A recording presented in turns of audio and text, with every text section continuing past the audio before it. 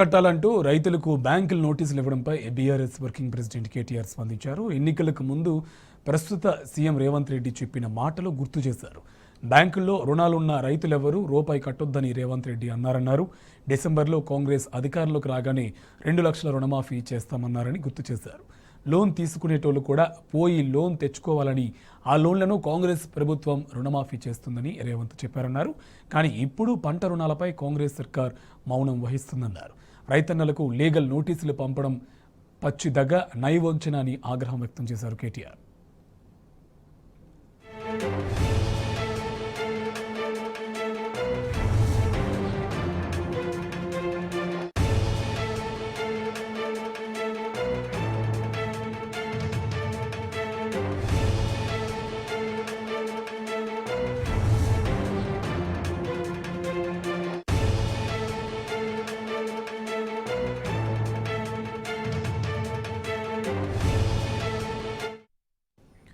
అప్పులు కట్టాలంటూ రైతులకు బ్యాంకులు నోటీసులు ఇవ్వడంపై బీఆర్ఎస్ వర్కింగ్ ప్రెసిడెంట్ కేటీఆర్ స్పందించారు. ఎన్నికలకు ముందు ప్రస్తుత సీఎం రేవంత్ రెడ్డి చెప్పిన మాటలు గుర్తు చేశారు.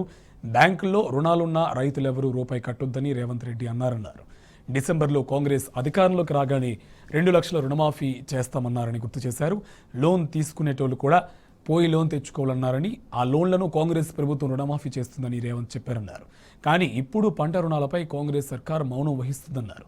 రైతన్నలకు లీగల్ నోటీసులు పంపించడం పచ్చిదగ్గ నైవంచన అని ఆగ్రహం వ్యక్తం చేశారు.